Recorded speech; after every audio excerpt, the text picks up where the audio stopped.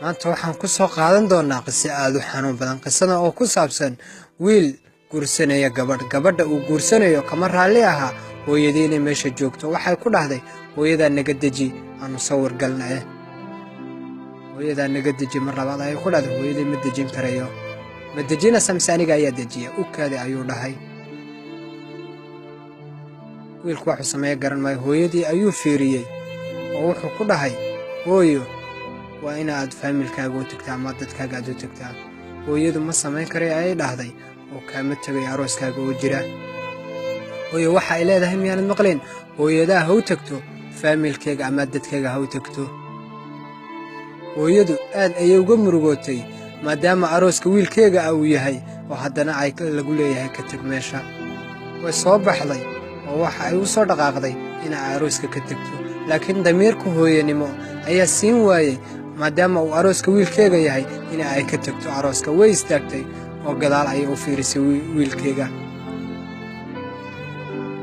wiilkeegu uu soo fiiriyey oo wuxuu arkay hooyadii oo meesha ka tegi la oo soo fiirinaysa. kadib gabadha uu guursanayo aad ayay ugu faraxsan tahay wiilka guursanaya maadaama uu hooyadii ku dhahay orod iska teg. hooyadu way sii dhaqaaqaysaa oo way sii socotaa. wiilku waa ka daba yimid oo waxa uu ka codsaday asxaabta muusiga tumaysa in ay ka joojiyaan. runtii dadka meesha jooga way yaabeen oo iyadaa ka mid ah oo waxay dhahayn muxuu soo wadaa? asxaabay, waxa aan rabaa inaan hooyaday iibiyo. gabadhu way yaaban tahay. cid iga iibsanaysa miyaa jirta hooyaday?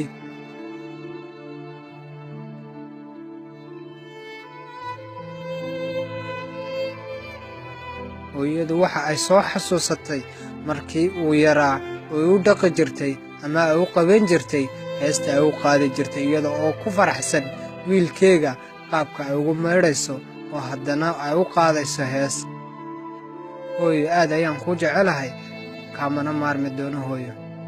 cid ila hadasho miyaana jirin? hooyada cid iga iibsata ma jiraysa miyaa? anigu waxa aan rabaa inaan hooyaday iibiyo. hooyadu mar kasta waxay soo xasuusanaysaa isagoo yar ama isagoo weyn sidaa uu koolkoolin jirtay. hooyadu waa mid naga fikirta haddaan yarnahay iyo haddaan weynahayba.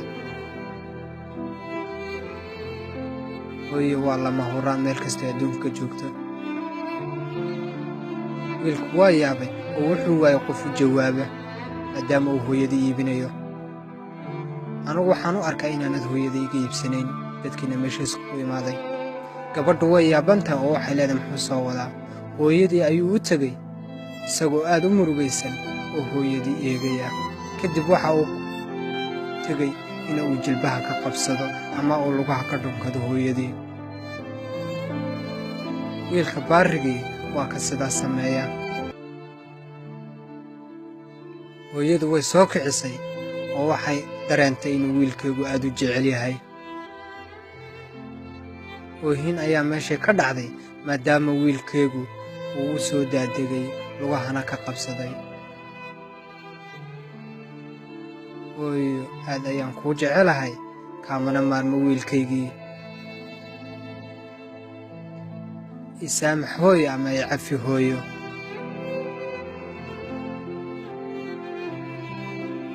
anigu waxa aan rabay inaan hooyadii iibiyo,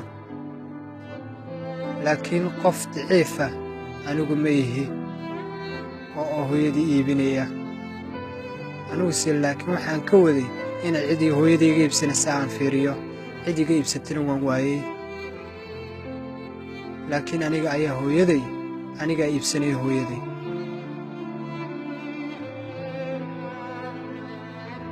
hooyadu maaha wax la iibinayo ama la iibsan karayo. qofka ay waalidka u tahay ama qofka ay dhashay unbaa iibsan karaya.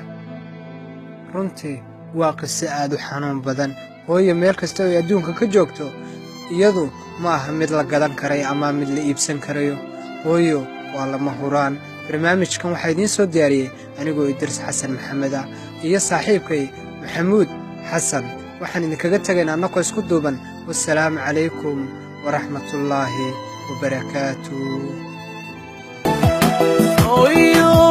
شركاقي وحنا هاي لغا جري شركا ميدانه ويا وان جيل